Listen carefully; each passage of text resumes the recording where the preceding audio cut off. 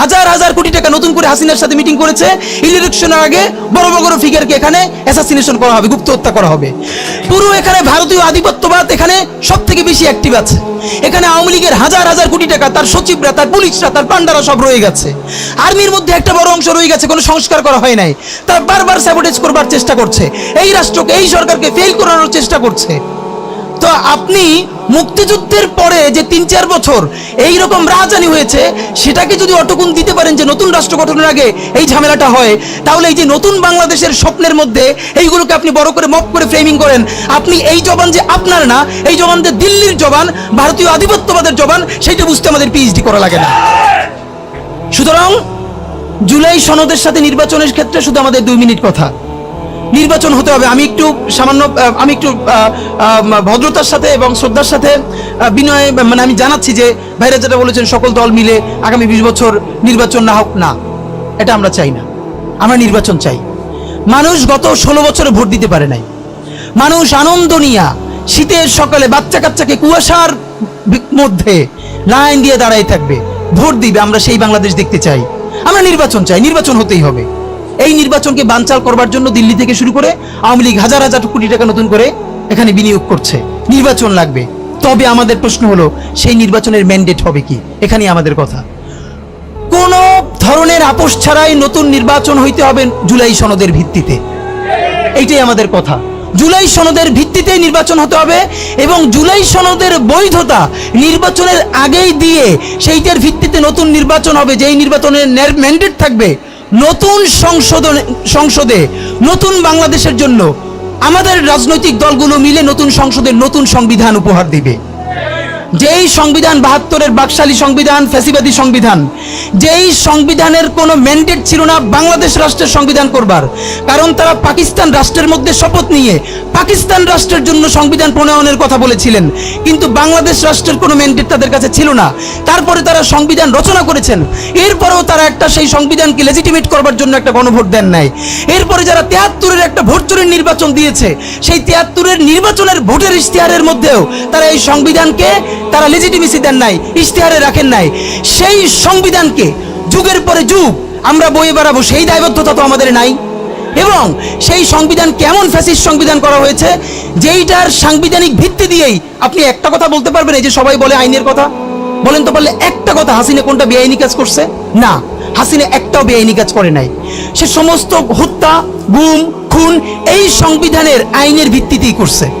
সে এই সংবিধানকে ডাস্টবিন বানিয়ে তত্ত্বাবধায়ক সরকার বাতিল করেছে, যা ইচ্ছা করা তাই করেছে। এবার তো সে তো বেআইনি কিছু করে নাই, কথা তো সত্য। আমার বিএনপির ভাইদের প্রতি শুধু একটা আফসোস লাগে, কারো কারো দেখি 72-এর সংবিধানের প্রতি তাদের কি গভীর প্রেম। যেই সংবিধানের মধ্য দিয়ে বাকশাল এসেছে, যেই সংবিধান গণতন্ত্র হত্যা করেছে। আজকে বিএনপির ভাইদেরকে একটা কথা বলি, আপনারা হয়তো অনেকে জানেনও না। পৃথিবীতে দ্বিতীয় ইতিহাস আছে কিনা মান্না ভাই জানলে বলবেন, আমি ভাইয়ের কাছ থেকে শুনতে চাইবো। জিয়াউর রহমান তো একজন সামরিক শাসক ছিলেন। একজন সামরিক শাসক সামরিক ফরমান জারি করে দেশে গণতন্ত্র ফিরেছে, পৃথিবীতে এই নজির নাই যেটা জিয়াউর রহমান করছেন। আপনারা কি জানেন? এই যে জিয়াউর রহমান গণতন্ত্র ফিরাইলেন, যার মাধ্যমে আওয়ামী লীগের রাজনীতি করার সুযোগ পাইল বাকশালের পর, সেটা কিসের মধ্য দিয়ে? তখন তো সংসদ নাই, সংবিধান তো সংশোধনও করা যাইতেছিল না। কিসের মধ্য দিয়ে? জিয়াউর রহমানের সামরিক ফরমানের মধ্য দিয়ে। পৃথিবীর একমাত্র একজন সামরিক শাসক যিনি ফিল করলেন না, সামরিক পন্থা দিয়ে করা যাবে না, গণতন্ত্রে ফিরতে হবে। এবং দেখেন হাসিনারে এবং আওয়ামী লীগের চরিত্রটাই হলো এরকম, এর যে একটু ভালোবাসে তার এসে হত্যা করে। শহীদ প্রেসিডেন্ট জিয়াউর রহমান শেখ হাসিনাকে দেশে আসার অনুমতি দিছিলেন, সুযোগ দিছিলেন এবং বলছে থাক সবাই রাজনীতি করুক। আসার 1 মাসের মধ্যে জিয়াউর রহমান শহীদ হয়ে গেছে, 13 দিনের মধ্যে। এবার দেখেন এই যে আমরা এখন যারা সবাই করতেছি, সুতরাং এটা একটা বিষ। এই বিষের সাথে আমরা কিভাবে লড়াই করব? জাতীয় ঐক্যমত্য তৈরি করতে হবে। সুতরাং পলিটিক্যাল পার্টি এবং সবার প্রতি একটা কথা, প্লিজ আপনারা বিএনপিকে শতভাগ কর্নার করে দিন না। বিএনপি এই আধিপত্যবাদ বিরোধী লড়াইয়ের জন্য আমাদের একটা বড় শক্তি। এই শক্তিকে এত বেশি কর্নার করা যাবে না যাতে তারা গিয়ে আওয়ামী লীগের হাত ধরে ফেলে। তারা যদি আওয়ামী লীগের হাত ধরে ফেলে তাহলে লড়াইটা তো আমাদের জন্য আরো কঠিন হয়ে যাবে। বরং বিএনপির প্রতি আমাদের চ্যালেঞ্জ হলো, যেই বিএনপি বাকশালী সংবিধানের প্রতি প্রেম দেখাবে, তার শহীদ জিয়ার ছবিটা সামনে এনে বলতে হবে যে এই বাকশালী সংবিধান তো জিয়াউর রহমানই ছুঁড়ে মারছিল। বেগম জিয়া বলেছেন এই সংবিধানকে ছুঁড়ে ফেলা হবে। এখন বেগম জিয়ার চেয়েও নতুন বিএনপি আসছে, বেশি প্রেমের বিএনপি। যেই শহীদ প্রেসিডেন্ট জিয়াউর রহমান ইসলামোফোবিক জায়গা থেকে বাংলাদেশের মুসলমান, বাঙালি মুসলমান সব আইডিয়াকে ধারণ করে বাংলাদেশের জাতীয়তাবাদ তৈরি করলেন। এখন একটা নতুন বিএনপি গজাচ্ছে, কেউ চেষ্টা করতেছে পুরো বিএনপিটাকে একটা ইসলামোফোবিক বিএনপি করা। এ কি ভাই, ইসলামোফোবিক বিএনপি সে কোথায় যাবে? সে কি দিল্লি যাইতে চায়? আমরা আমাদের প্রথম চ্যালেঞ্জ হলো স্বাধীনতা সার্বভৌমত্ব রক্ষার স্বার্থে এই বিএনপিকে শহীদ জিয়ার কাছেই রাখতে হবে, এই বিএনপিকে বেগম জিয়ার কাছেই রাখতে হবে। নাম্বার 2, আমাদের সামনের নির্বাচনে ম্যান্ডেট কি হবে এইটা সুস্পষ্ট। জুলাই সনদের ভিত্তিতে যদি নির্বাচন না হয়, এই নির্বাচন আপনারা চাইলে করেন, আমরা কেউ ভোট দিতে যাব না। নাম্বার 3, সেই নির্বাচনের পরে সংসদের ম্যান্ডেট কি হবে? সংসদে জুলাইয়ের বর্তমান সনদে যেটা স্বাক্ষরিত হবে সবার ঐক্যমত্যের ভিত্তিতে, এটা নির্বাচনের আগে মানে সংবিধান সংশোধন করা ছাড়াই অধ্যাদেশের বলে বলে যেটা করা সম্ভব সেটা আগেই করে ফেলতে হবে এবং তাকে দিয়ে নির্বাচন করাইতে হবে। এবং আমাদের বিএনপির বন্ধুরা বলছেন 2 বছর সময় নিয়ে তারা সংসদে এইগুলো পাশ করাবেন। 2 বছর চলবে না, সর্বোচ্চ সময় 6 মাস। সংসদের প্রথম 6 মাসের মধ্যে জুলাই সনদের সমস্ত কথাগুলো সংবিধান ইনকর্পোরেট করতে হবে। যদি পারেন নতুন সংবিধান করতে হবে, নতুন সংবিধান করতে না পারলে এইটার মধ্যে ইনকর্পোরেট করতে হবে। রাজনৈতিক বিভাজনের ফাঁকে একমাত্র সমস্ত সুবিধা নেবে ফ্যাসিবাদ, ফ্যাসিবাদের শক্তি এবং আওয়ামী লীগ। আমরা আমাদের জীবন থাকতে বাংলাদেশের মাটিতে ভারতীয় আধিপত্যবাদ থেকে শুরু করে আর কোনো বিদেশি আধিপত্যবাদ, হাসিনা এবং ফ্যাসিবাদকে মেনে নিব না। এবং আমরা যদি শহীদ হয়ে যাই, আমাদের সন্তানেরা লড়বে, তার সন্তানেরা লড়বে। কিয়ামত পর্যন্ত বাংলাদেশ নামক জমিন যতদিন বেঁচে থাকবে ততদিন পর্যন্ত আজাদির সন্তানেরা লড়াই করবেই করবে। ওদেরকে স্কুলে, কলেজে, ইউনিভার্সিটি দিনের পরে দিন কাউন্সিলিং করা উচিত ছিল। আপনি কাউন্সিলিং করেন নাই, ওদের পুনর্বাসন করতে পারেন নাই, শহীদদের পরিবারের পুনর্বাসন করতে পারেন নাই। এখন এই ছেলে মেয়েগুলো দেখে যে এই রক্তের মধ্য দিয়া সে চিরতরে অন্ধ হয়েছে, পঙ্গু হয়েছে, এখন তারপর ন্যূনতম বিচারই শুরু হয় নাই, বিচার নাই, সংস্কার নাই। সে বরং দেখতে পাইতেছে সেই আগের পুরনো আওয়ামী লীগ জিকে বসতেছে, যাতে তার মনে হইতেছে সে যে এবার অন্ধ হয়ে বাইচে আছে সেটাও হয়তো বাইচে থাকতে পারবে না, এবার হয়তো তাকে হত্যা করে ফেলা হবে। সেই রিয়াকশনে সে কাউকে গালি দিচ্ছে। এই গালিকে আপনার এত অপবিত্র মনে হয়, কিসের সাথে তুলনা দেন? গত 15 বছর যার তুলনা একমাত্র জাহান্নামের সাথে হইতে পারে।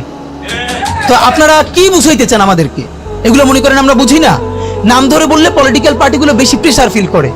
আমার হেড বিভিন্ন টিভি থেকে ফোন করে বলে, ভাই আপনার সাথে তো অমুক দলের অথবা অমুক দলের কেউ আসতে চায় না। এখন এই জন্য আমার কি হয়েছে, তারা যাতে একটু ট্রাস্ট পান, একটু কনফিডেন্স পান, এই জন্য কথার উত্তর দিই না। আমার এক বড় ভাই টকশোতে বললেন, তুমি থাক, ওনারা মুরব্বী মানুষ, তুমি যদি 2 শব্দ কম বলো তোমার জীবন পড়ে আছে, কিছু হবে না। তাই ওনাদেরকে 2 শব্দ কম বলতে বলতে ওনারা এমনই হয়েছে, ওনারা মাইনেই নিতে পারে না যে এই বাচ্চারা না থাকলে ওনারা যে এখনো জেলে থাকতো অথবা বাড়ি বাড়ি পালাইতো, এইটা ওনাদের ভুলেই গেছে 1 বছরে।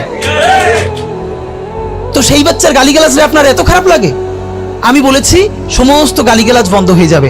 আমি এখন আপনারা চাইলে, আমার কাছে একাডেমিক থিসিস আছে কেন গালি দেওয়া যাবে। শুধু গালি দেওয়াই যাবে না, এই গালি কেন বৈধ এমনি তো বলা যাবে না, যে একাডেমিক থিসিস আছে। আমি আন্দাজে কথা বলি না, আমি একটা বিশ্ববিদ্যালয়ে পড়াইও। তো এইটা আমি বলতে চাই না, তখন আবার বলবেন যে এই গালিকে প্রমোট করে। কিন্তু হ্যাঁ, আপনার চোখের সামনে শহীদ রিয়াগো এর বুলেটটা ভিতর থেকে ঢুকে এরপরে পিছনের ওয়ালে গিয়ে লিখেছে, সে ওয়াল 2 ইঞ্চি ছিদ্র হয়ে গেছে। এই রাষ্ট্রের এমন কোন লিথাল ওয়েপন আর্মির কাছে, পুলিশের কাছে, বিজেপির কাছে ছিল না যেইটা সাধারণ নাগরিকের উপরে এই হাসিনা ব্যবহার করে নাই। আপনার বুকের মানিক আপনার সামনে বসে কলিজা ছিঁড়ে ওয়াল ছিদ্র হয়ে যাচ্ছে, তখন আপনি রবীন্দ্রসঙ্গীত গাইবেন? আপনি কি করবেন তখন? এখন মুশকিল হলো, এই গালি নিয়ে যারা কথা বলে তার কোনো সন্তান শহীদ হয় নাই, তার বাবা মাও শহীদ হয় নাই, কেউ অন্ধ হয় নাই, পঙ্গু হয় নাই, তাই গালি এত বিষ লাগে, আর আওয়ামী লীগ তার মধুর মতো লাগে। তো এখন আমি সর্বশেষ যে কথাটা বলতে চাই, আপনারা একটা মিডিয়ার ভাইয়েরা কাইন্ডলি চেষ্টা করে দেখেন। এই যে গৃহযুদ্ধটা হওয়ার কথা ছিল, হইল না, তো অশান্তি তো কিছু থাকবেই, আমরা তো রাষ্ট্র গঠন করব।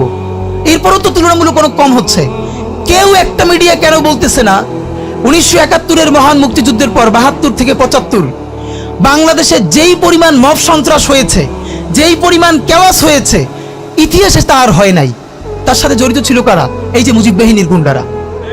আমার বাবা, আমার মা বলেছে মুক্তিযুদ্ধের পরে যে অস্ত্রগুলো জমা দেয়া হয় নাই, সেই জমা না দেয়া অস্ত্র থেকে প্রত্যেকটা বাড়িতে বাড়িতে ছিনতাই, রাহাজানি। আমার মায়ের আজকে এই কথাটা বলি, আমার মা বলতেছেন, আমার নানা একজন সম্ভ্রান্ত আলেম, তিনি যেখানে থাকতেন মুক্তিবাহিনী এবং পাকিস্তান বাহিনী কেউই তাকে কখনো আক্রমণ করেন নাই তার সম্মানে।